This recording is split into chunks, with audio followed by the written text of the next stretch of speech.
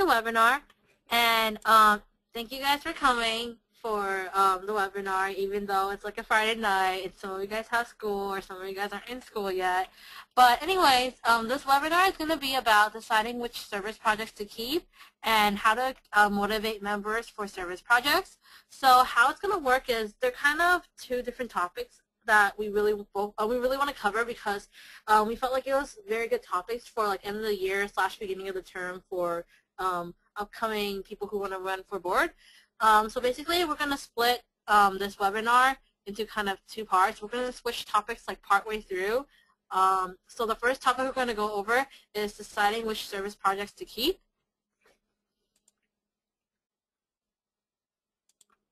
So first of all, we're going to introduce ourselves. Sorry, it's lagging a bit.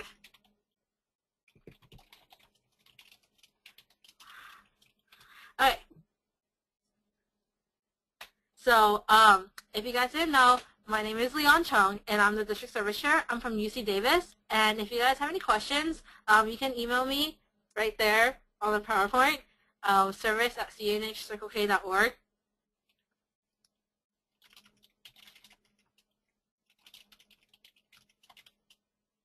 And then everyone can... Hey everybody. Okay. Hi, my name is Andrew Dan, and I'm also from UC Davis, and I am the service chair there.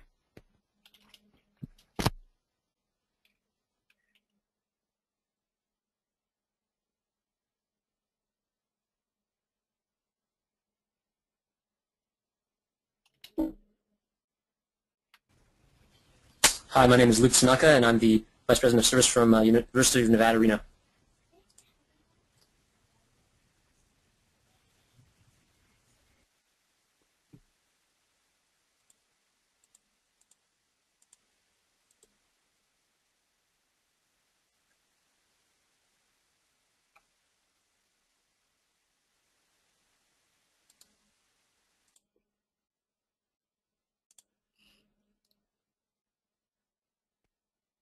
I think Roger is having mic issues. So if you guys didn't know, Roger is the past Vice President of Service from UCSD. And then Kevin Wong is the one who is sharing his screen, and he's the current Vice President of Service at UCSD. Switch slides.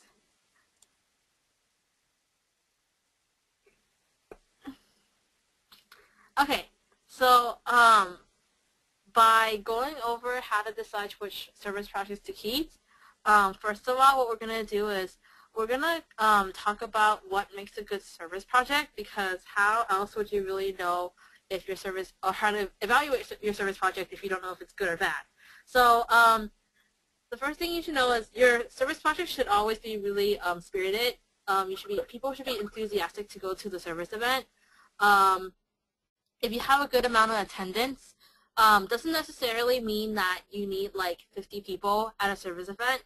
Like, depending on the amount that the coordinator provides, and by using your best judgment, you should be able to gauge how many how many members you want at your service project. For example, if the coordinator requested like 20, and you bring plus or minus like 5,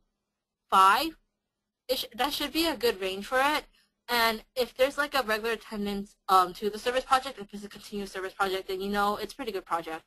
It's a good service project if the people, after you guys volunteered and you knew that you actually made a change, if you volunteer at a beach and you can see the progress you guys made after, like seeing how clean the beach is, or if you volunteered at a soup kitchen and you fed meals to people and you saw how happy the people were after, and they talked to you and they thanked you. Happiness, not just only through the people you help, but also like how happy the members were at the event, how they felt about it overall. Another good thing, another thing that makes a good service project is like how memorable it was. So like for me, Relay for Life is always a good service project because a good amount of people always attend, and it's a regular project done by a lot of clubs throughout CNH, and people always make good memories that makes them want to keep going back to the service project. Another good thing that makes a good service project is how your members portray themselves. their attitude and how professional they are, because sometimes people can goof off, but they always have to remember that you are at a Circle K event and you are representing all of Circle K International, so how you portray yourself at a service event is a reflection of our club and our organization. And another thing is, make sure that everyone has something to do. Sometimes when you bring too many volunteers, they don't, not everyone always has things to do, and some people are just like sitting around or just like goofing off and just hanging around, and that doesn't really count as service hours. And sometimes if you bring too many people, too little people, like there's like you're overwhelming your volunteers. So you want a good amount of work that divided into like each volunteer. So we posted pictures of a Squirtle doing stuff and not doing stuff. Next, unless Andrew Dan has something to add on, but I guess not. Okay, so we're gonna go over after like what makes a good service project, how to analyze your service project. So there's like different service projects you can have. You can have weekly ones or weekend ones. So the weekly ones you would have is like some schools do like a reading program or like a tutoring mentor-ish like thing with like local elementary schools. Those would count as weekly projects if you guys do them on a consistent basis every week or on a daily basis. Weekend projects would count as stuff such as like Relay for Life, Disneyland Half Marathon, or you know like events that you don't have very often. So depending on which kind of event you have is how you want to analyze it. So if it's a weekly project, you want to check out the attendance rate. Is it a high attendance rate or is it a low attendance rate? And if it's consistent. So for example, if you have a reading program every week, you kind of want to make sure like, oh, if the coordinator says they want around this many people, are you consistently bringing that many people every day since it's a weekly project? Or is it kind of wavering, like on certain days there's like one person and then other days there's like 10 people? And if it's a weekend project, generally the amount should be pretty good because the project is more like rare and people might find it more special to attend. So how frequent is your event? Is your event weekly? And if it's weekly, how many days of the week is it? So like, for example, when I first became VPS of Davis, which was like a year ago, 2 years ago, I noticed that our reading program was almost every day but like Friday. And the attendance rate wasn't very good for it. So I kind of had to figure out which days were more reasonable for my members to attend, to travel to in between classes. And then another thing you have to kind of look at when you analyze your service project is how many members actually approach you about the service project. Like some members would actually go up to you after they go to a service project and tell you how much they've enjoyed it or, you know, like their experience at it. And some members will actually critique what they thought of the service project. So it's always good to get feedback, but, you know, you should always ask members too. So how you can analyze your service project is like how often would your members come up to you and talk to you about it. Because a good project, members tend to like try to recommend other members to go to increase the attendance rate. And then another thing to do is talk with the coordinators of the event. Like what I did was I talked to the reading program coordinator and I would talk to her and, you know, ask her sometimes which days she thought were like better days for members to go out to, so we can cut down on some of the days that they were attending since the weekly project was so many days of the week.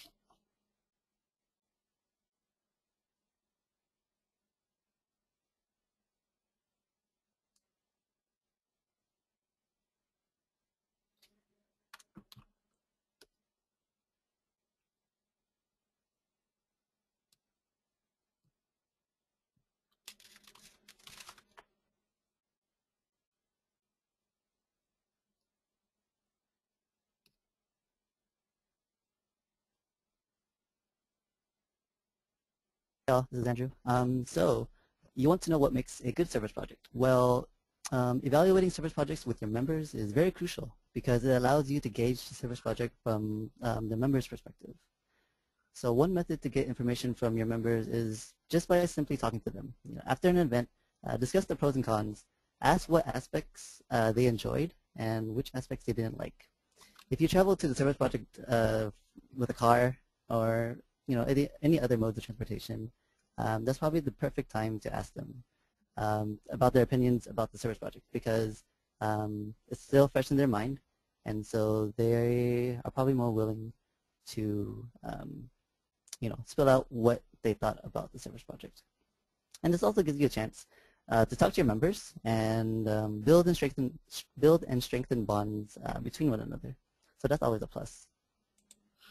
Another method to evaluate with your members is at service committee meetings. This allows you to reflect on past events and how to improve them. So one benefit to discussing events at a service meeting is that everyone should be in a service mindset. They're there to talk about service events, and they're there to want to help improve the club. And so you'd probably get more effective responses that way. You can either dedicate a whole meeting towards reflecting service events, or you can just dedicate 10 minutes or so at the end of a meeting to see if members have anything to say about past events. And another method to ask members, or to find out what members think about service projects, is through surveys. You could use Google Form, SurveyMonkey, or any other types of survey measurements. And that's probably effective too, because they could be potentially anonymous if members don't feel comfortable giving or responding in person. So that's also a good way. So like one thing with when you're doing surveys that I would recommend is most of the times if you have frequent Circle K meetings, general meetings on a regular basis, I would actually recommend doing the paper surveys that Andrew mentioned as opposed to online ones, or you can do both. The reason being is because when you do online ones, a lot of people tend to forget to fill them out online sometimes. But when you're doing the ones in meetings, members tend to fill them out there because, while you're running your meeting, sometimes some members get bored or they're not entirely paying attention. But like what they would do is they would fill out your survey, and then it's also a way for you to enforce collecting it right after as opposed to doing it online. But if you do both of them, what you can do is get the members that are actually attending the meeting to fill out the surveys, and then the ones who have class during the meetings can do the online one. It gives faster feedback too if you do it paper-wise.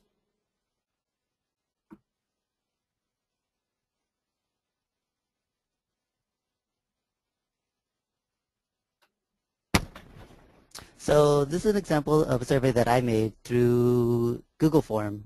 UC Davis had a service project called the Pantry Adopt a Week, and it's basically having members go out to a pantry and they help pass out food to those who need it.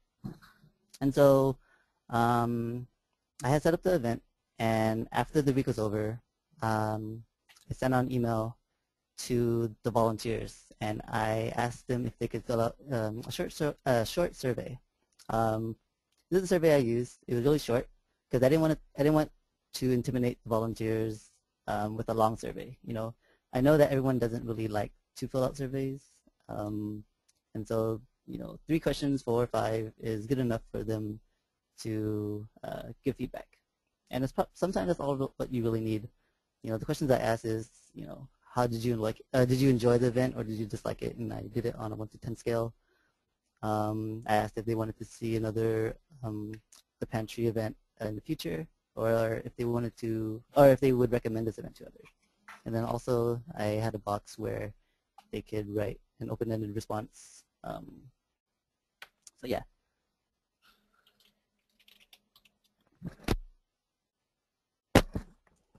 And so with Google Form, your results would look like this. It's kind of neat. We give the timestamp, and then each response is listed on the row. And so you can see this event, 6, 8, 10, 8. That's relatively good. Everyone responded positively, but if they wanted to see future events, or they would recommend it to other people. So using this kind of information really is valuable, because you get to see what other people think about that event and whether you want to pursue into setting up another event for your club. It's a really great way, especially if you have an event that has a lot of attendees, and it may be a hassle to ask each person individually what they thought about it, or handing out paper surveys, because maybe that requires a lot of paper. So with this way, you can mass distribute it, and more than likely you can get more responses that way too. So the benefits of using something like the Google form, or wait, go back. The benefits of using something like the Google form, what you see here, or SurveyMonkey, is that if you were to do the paper ones, you would have to compile all the feedback, the answers for your board to see everyone's responses. Whereas if you do SurveyMonkey and Google Form, they actually compile this for you already.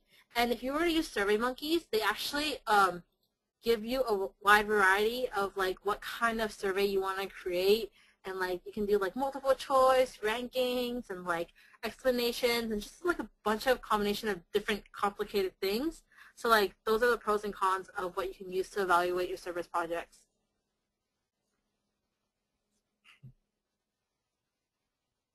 Okay, so when should you evaluate? My best recommendation of when you should start evaluating your service project is definitely when your new VPS or service share comes into term. If you have just one, or you just have a VP, or you have both VPS and service share, have them sit down with each other and kind of evaluate the list of service projects you had your past year. And so ask if you're going to be a new VPS, ask your predecessor for a list of service projects, and kind of look through them, know the weekly ones you want to keep, and kind of ask them, oh, how did they go? Which ones do you think we should keep, and which ones you think we shouldn't?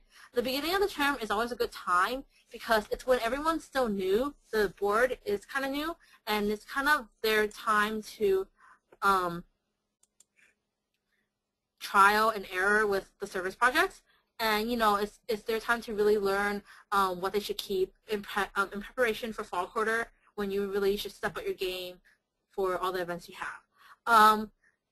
Once you're situated and you're comfortable with your position, evaluating them monthly is a good thing too. That is, I'm talking about the weekly projects, because if you're talking about the weekend projects, they're not going to be repeatedly very often.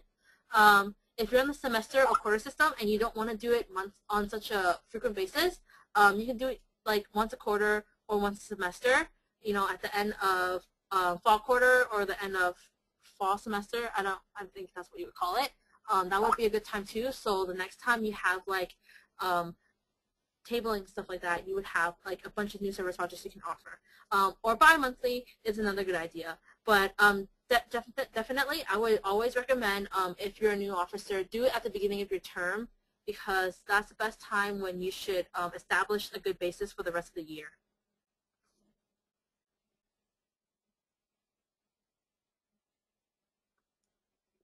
Okay, so hold up.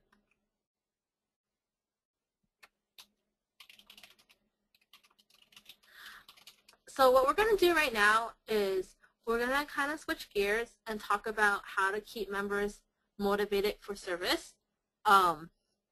So if you guys have questions for the first half of our webinar, the first topic, which was evaluating service projects, we're going to keep it for the end of the webinar, and you guys can ask questions pertaining to either one of the topics. Right now we're going to do this one.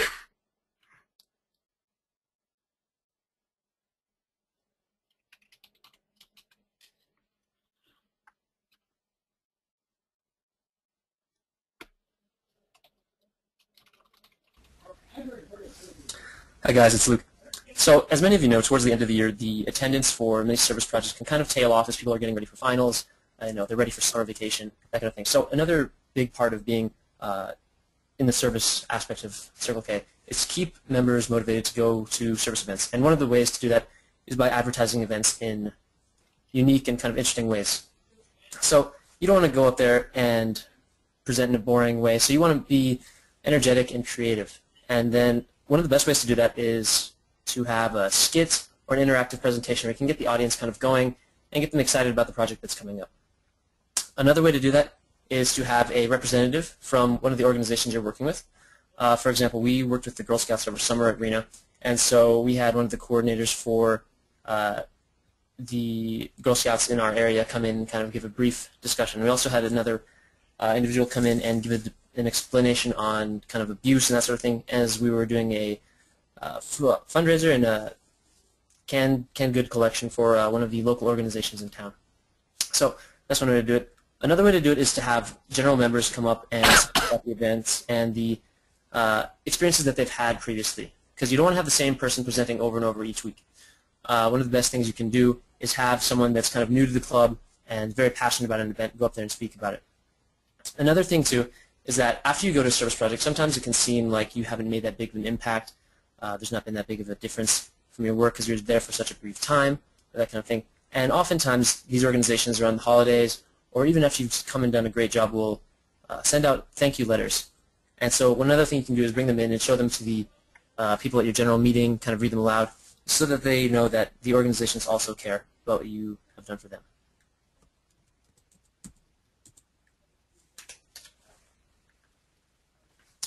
Okay, so another aspect of keeping your members motivated is to find events that they like to go to. So for board members, it's your job to figure out what fits your club. So again, we talked about surveys a little bit earlier. You can use these again. For us, we have a kind of a mid-year evaluation that we do for our club. And so we send it out and we ask as many members as possible to come in and fill it out. And when they fill it out, they talk about their favorite service projects, what they like, what they don't like, and that sort of thing. And that's an excellent time to evaluate what you've been doing so far in the year and decide how you want to change it up for the second half of the year or wherever you're at. And another thing you can do is talk to all your members. A lot of times members have jobs and extracurricular activities aside from Circle K that kind of prevent them from coming to some of the major service events that might be on weekends. So another good thing is to use something like a WIG, or when is good, in order to figure out what are the best times for service projects to be held, especially during the week, because people have classes and jobs, and that always kind of conflicts. So by using those tools, you can figure out what the best time is to schedule service events and how to carpool or deal with transportation issues like that. Another thing, too, is sometimes you'll have members that just are overloading on classes, work, and just things like that. And so they can make it as often as they can, but a lot of times they're unable to attend some of the more fun events. So a good thing, too, is to talk to them individually and see if you can work out something where you can get a group of them together to go to a very good event, maybe when they have downtime, like during winter break or spring break or summer vacation even. And then another thing, for general members, this is key. We only know what you tell us. So if you're not providing any feedback, then we don't know what we're doing wrong, what we're doing right, anything like that. So this is a big opportunity for you guys to come up, step forward, go talk to your board members, and just let them know what you appreciate, what you don't, what you'd like to see more of, what you want to see less of, that kind of thing. If you don't tell us, we don't know.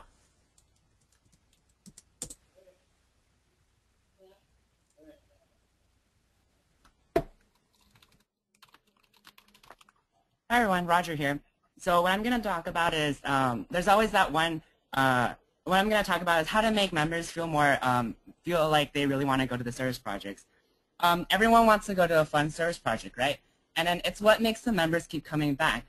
And one of the greatest ways to make a service project fun is to go with your friends. But there's always going to be that one member who doesn't know anyone.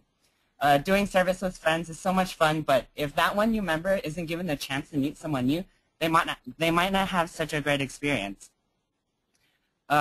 What you can do is, like, you don't need to be a board member to do this. Anyone can do this. A returning member can even do this. But just make the person feel welcome. If you see a new member, go up and talk to them and make them ask about their day, discuss their passion and service, They did come out, they did join the club, they did check the club out because they are interested in service.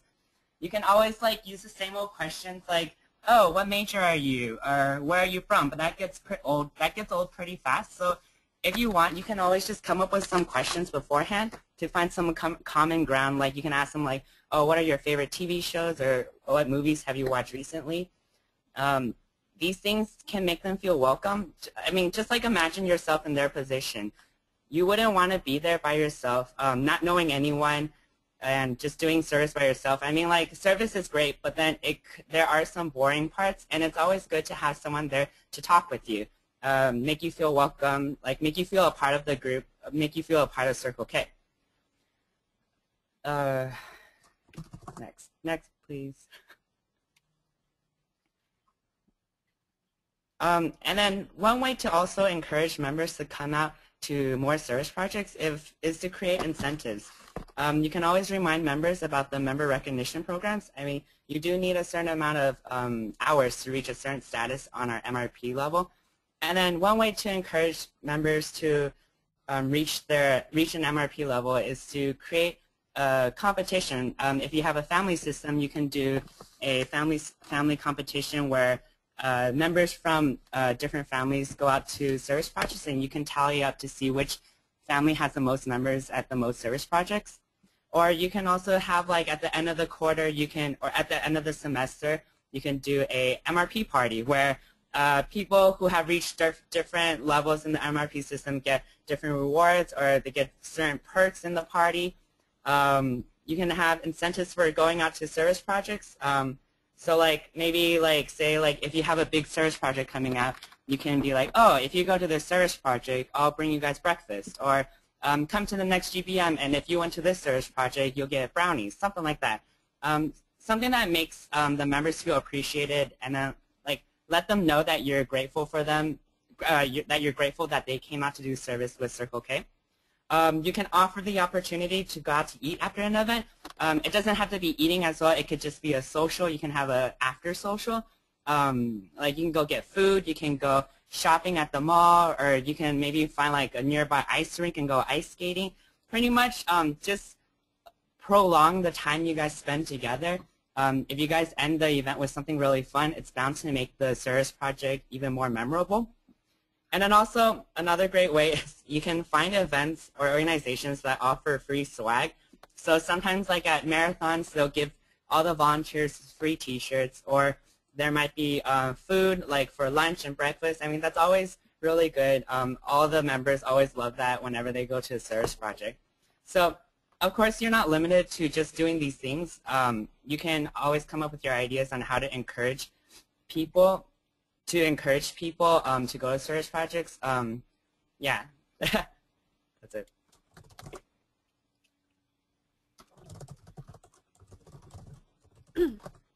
Okay, so for the remaining less than half an hour time of this webinar session, it's going to be used for questions.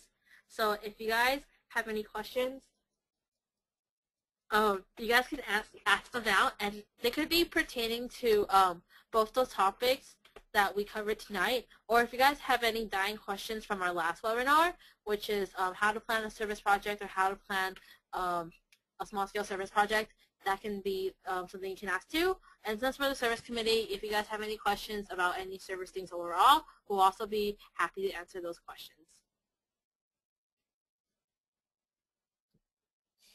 So, someone asked us, the first question is, what is our favorite service event? Andrew, Dan, would you like to go first? So, question was, what is our favorite service event? Okay. I'm assuming this is a just personal type question, but personally, one of my favorites has become reading program at UC Davis. I say that because before, when I first joined Circle K, my first year, I was really intimidated by kids because kids and I don't get along so well. You know, you go, you meet these kids, and they always have something bad to say about you. You know, they always comment on you on just the most randomest things, and it just is really intimidating. But I've gotten to go out to the elementary school more often, and I have to say that the kids can be really, really sweet sometimes. And sometimes it only takes that one kid to really, you know, get your heart pumping. And it just makes you think that the things that you do for these kids, you know, because the children are our future.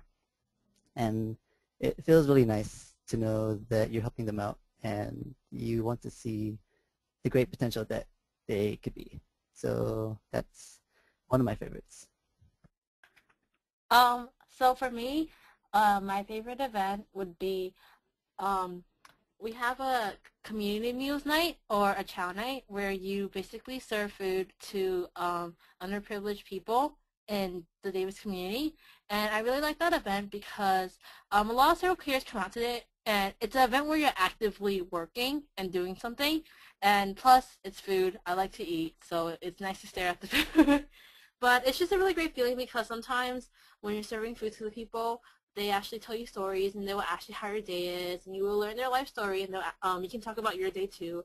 And it's just a very personal experience, and you can always see the impact you're making because you always see the smile on the faces of everyone you always serve food to. So I really love those events.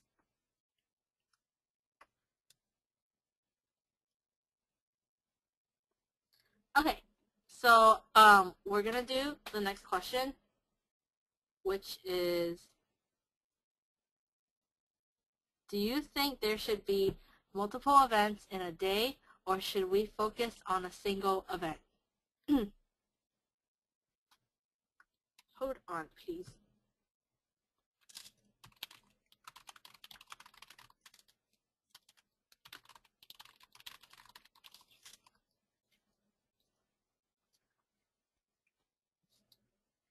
I can answer this. So I think it depends on what kind of events you have. I mean, sometimes certain events have a max capacity, and you can't bring everyone that wants to go. And then having multiple events in a day allows more members to do service projects that day. Sometimes you have different events that cater to different members. What's the word? Different members, like that cater to what different members like. So like maybe you have like an environmental project, and then say a homeless shelter project, and then maybe someone doesn't like planting or pulling out weeds, so they would go to the homeless projects. I mean, if you have the drivers to spread out through the multiple events in a day, I would say it's definitely fine.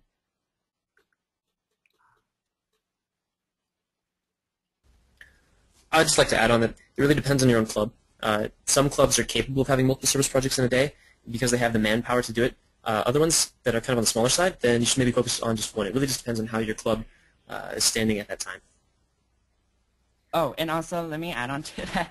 And then for certain events too, like say if you have like a large event, like if you're helping at one of your sponsoring Kawanians event, like definitely focus on that single event, and you definitely want to show your Kawanians all the support you can give. Like Luke said, it's really it's up to how big your club is. It's also up to like what kind of event it is. So just kind of play around with it.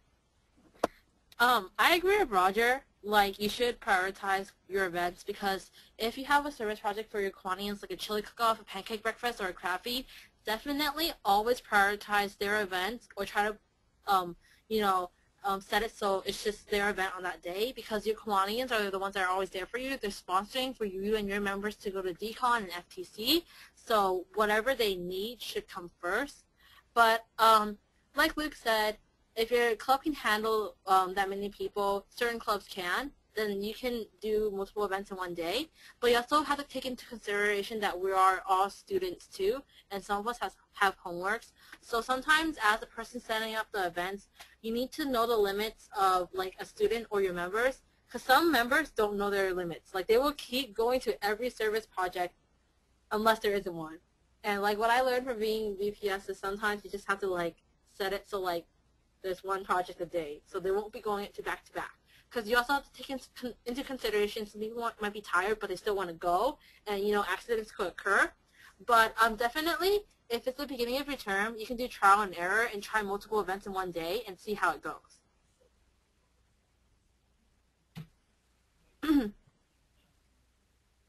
Next question.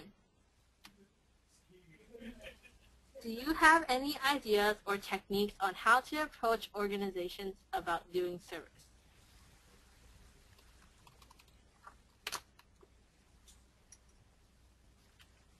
I think Andrew Dan will answer this one. All right. So you're asking, I'm assuming the question is just how to ask organizations that you want to work with them on a service project. Correct me if I'm wrong, but if that's the case, like me personally, I don't have any secret techniques or special ways to approach them. Usually just be straightforward, because these organizations probably have a lot on their hand already. So you don't want to beat around the bush, or just be straightforward and just ask them in a sincere way, of course. Email them, or if their office, you can probably drop in and talk to them personally. But usually how I do is I email the coordinator, and I just ask them, hi, my name is Andrew Dan, I'm from Circle K International, and then I give them the whole spiel about Circle K, and just briefly ask them if they have any ideas with service events, and just give them possible dates and possible times, and how many volunteers that you could bring, and it's just a back and forth communication with them. Communication is really crucial. But yeah, I like to tend to be direct, so that way I don't waste their time, because I know that they have other things to accomplish too. I think the way, so Andrew and I are from the same school, and the way he does it is he's very personable, and he's a very cheery guy. So, a lot of coordinators love to talk to him. So I think it's very good if you're one of those people that are very friendly and sociable. Definitely use that as a strength and approach them in person. When I was APS, I emailed a lot, and how I did it was I always introduced Circle K as a collegiate community service organization. I learned that from someone in the past, but always mention the collegiate part because it seems more professional.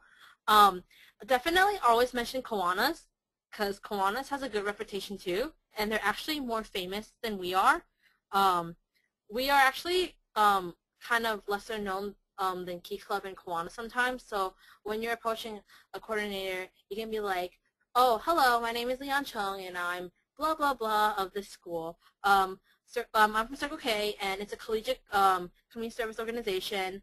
We're part of Kiwanis, if you haven't heard of it. And then you can mention like how it says when it welcomes whatever city, it has the circle and the K and whatnot. Or you can mention Key Club, which is high school version, and just explain to them like we're the same thing. And generally, they have pretty good reputations, or if they know what Circle K is, then it's already a benefit for you. And then you guys can go on into like telling them that your members are really interested in doing this service project, and you really want to be able to work with them for it, and just like show that you're really enthusiastic.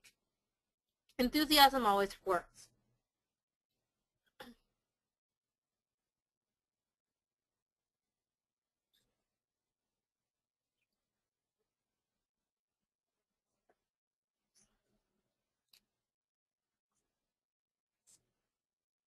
So the next question is, I know that you've discussed prolonging the time spent together.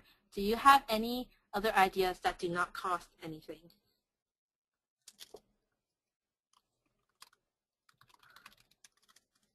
I can answer this one. So pretty much, I guess the question is pretty much just asking what kind of things you can do after the service project to hang out, right? Like any other socials. I know that like right now we're all college students and money's a bit of a problem. So like this question is pretty good. Some ideas that don't cost anything, like you can always just go back to campus or go to someone's apartment and watch a movie together. You know, I'm like all of you guys are probably have like some type of movie on your laptop or on your on DVD that you guys can watch together. Another thing is if you guys have a beach nearby, you can go to the beach. If you guys have a park nearby, maybe ask someone to get some frisbees to play ultimate frisbee, or you can get a football and play flag football. You guys could do like sightseeing like around the city, like for new members especially if they've never been to the city. You guys can take them around around like I almost said San Diego, sorry. You guys can take around your home city and check out what's like what's the word? What's hot, like, you know, like what college students like to go to. Yeah. Or if you guys have board games, you guys could have like a board game social after the service project. You guys can create your own little poker tournament or without any of the money since you guys don't want to spend any money. But yeah, stuff like that. There's a lot of ideas. I'm sure if you look up the internet, you can find a lot of different ideas. Or if you want more, just give me an email and I'll shoot you some. I have been the social chair for my club for the past 2 years, so I do have a good amount of ideas. But yeah, like I said before, like the more time you spend with these new members, the more they'll feel welcome in your club, and the more they'll want to come out to events with Circle K.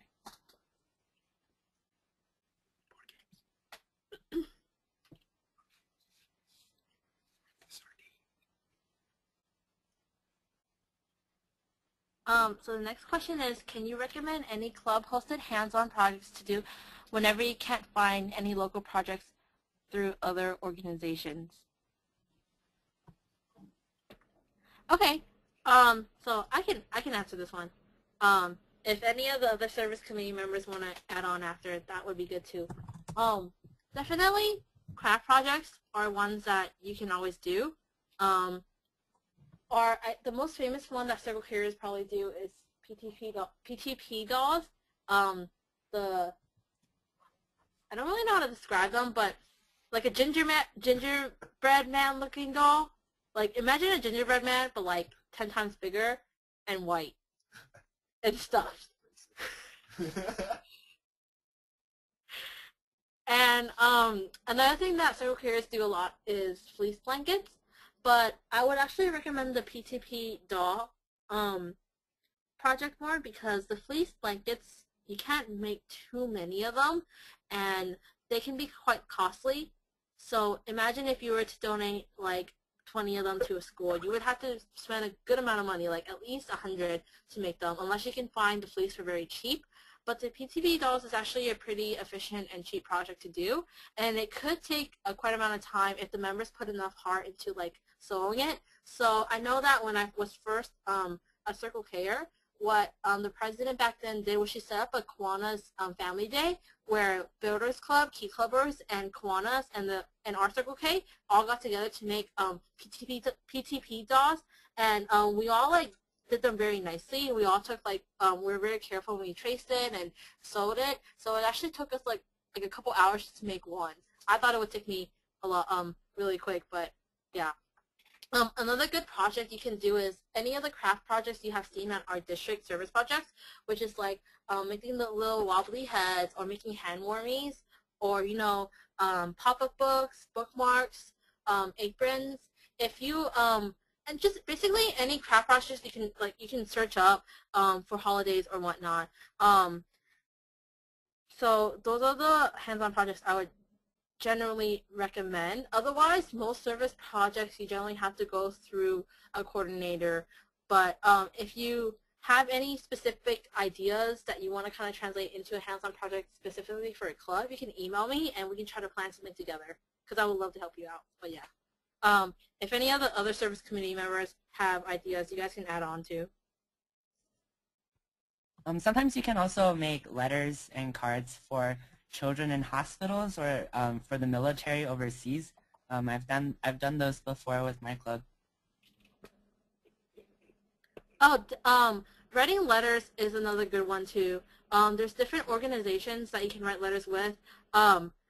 Luke told me one before. I don't know if you still remember it, Luke, but if you want to mention it, let me go find it really quick.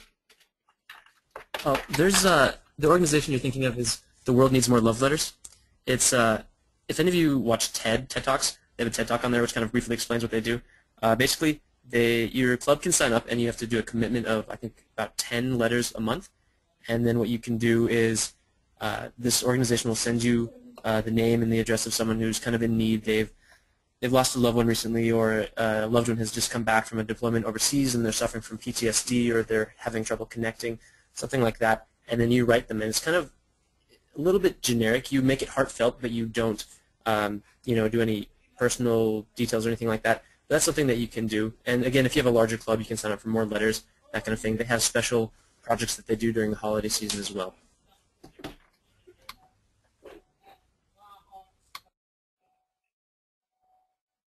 And someone's made a comment that food and toy drives are good projects to do also, because like you don't have to be very active. You just have to go around asking members or people from your school to donate toys or food, and then you donate that to like a homeless shelter or to a kid or orphanage or something where they don't have food or toys that they're brand new. So you can do toy or food drives also. One of the attendees also mentioned food or toy drives are a good one too. And the Handson Projects can be putting the foods and toys in baskets. Oh, so something like this before is, I mentioned like, a lot of times your Circle K can have a friendly competition with some other community service organization on your campus. And I thought a good idea would be, you can have a canned food drive or some kind of like shoe drive or just anything like that. Whatever drive you want to do, team up with the board members of the other club, and have a friendly competition to see which one can, I guess, collect more of that certain thing you want to do. And then like the incentive would be like, oh, that club might have to provide your club a pizza party after if your club provides more cans, or it could be like, oh, the board members of that club have to do a dare that your club decides on what they can do. Just something like that. That would be a fun idea too.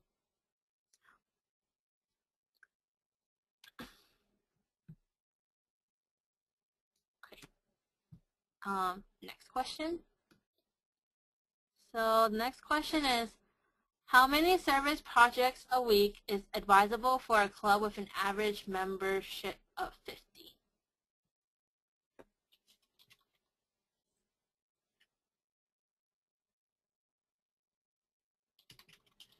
I think for this question, it's really based on your member. It depends on your members and what kind of service projects you can find. I mean, when you say an average membership of 50, I'm not sure if you mean like you have 50 total members or you have 50 active members. Just see like how many active members you have in the club and how willing they would be how willing they are to go to service projects every week. I mean, even if at least in my opinion, for me, I feel like if at least one person goes to a service project, I mean, it's worthwhile. Service projects, you're doing good to your community, and if it weren't for this one person, that wouldn't have been done, Like, just see like how your members would do. Yeah. I can jump in. So for like, let's just say, assuming that you have an average of like 40-ish, 30-ish active members, close enough to 50. I would say definitely have at least like 2 different weekly projects. They could be like, that weekly project could be multiple times throughout a week, but definitely if you have that many active members, like 30 plus, you want to have a good variety of frequent projects. It means they're dedicated enough to do service on a frequent basis. And then definitely have 1 or 2 projects offered during the weekend, and not just like a simple one, but a big one. So for example, David, I would say that we have a good amount of like 40 to 50 active members now. Yeah. Thank you. Anyways, so our club provides, at least 4 different weekly projects. Correct me if I'm wrong, Andrew, Dan. But on the weekends, we also have 2 or 3 like weekend projects also. And of one of those events, we have like 40 members that attend. So sometimes we have like this really popular tree planting event, and we have like close to 50 members attending. So I would say weekly projects definitely more than 2, and weekend projects 2 to 3 if they're that dedicated. Boost those service hours.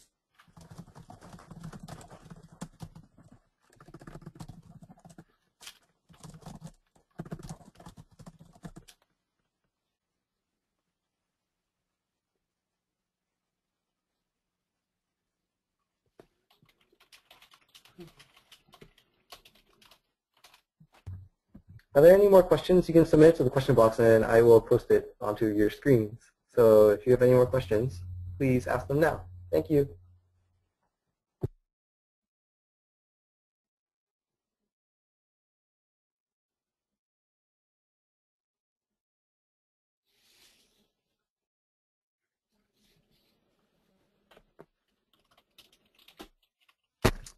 There was a question that asks, how often do we have to give out surveys to the members? Really, there's no, fit formula to how often you have to give them out. I mean, it'd probably be more preferable every end of the quarter or semester. That way, it's a good marking for the term. But for me personally, if it's surveys like participant surveys on feedback, ideally I would try to do it after every big service event, such as weekend events. But sometimes that's not always the case. It's fine. You can always get back to those at the end of the quarter or semester. But at the same time, you don't want to overload your members with surveys. So that's why, like I said, it's more preferable once at the end of every quarter or semester. Yeah. Like, it doesn't have, like, if you want, like, a more, or I'm just going to add on to that, if you want more of a feedback, too, if you guys have, like, service committees, you can always ask the people who attend your service committees, like, what they thought about the past events, so you can get some feedback on those events and see if you want to keep doing those. Like, these surveys, and when you ask for feedback, they really help you, or at least they really help, like, VPSs and service chairs to see, like, what kind of events members like, and then so they can find those kind of events to cater to them.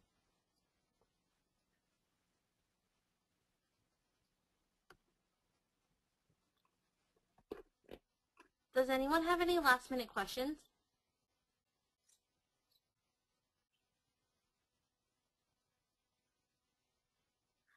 Okay. If not, we're gonna end the webinar because it's 9 o'clock soon.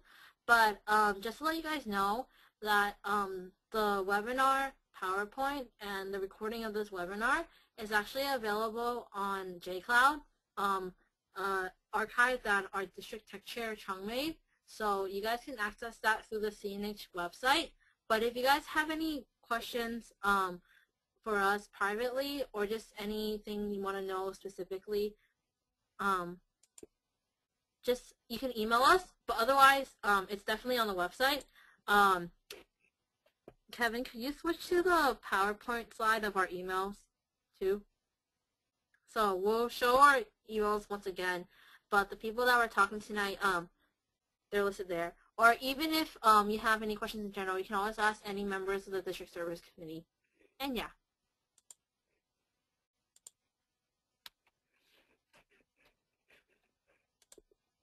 But other than that, thank you everyone for coming and taking your time out. And I hope you all have a fun night. So there's a minute left, and we're just going to show this contact information.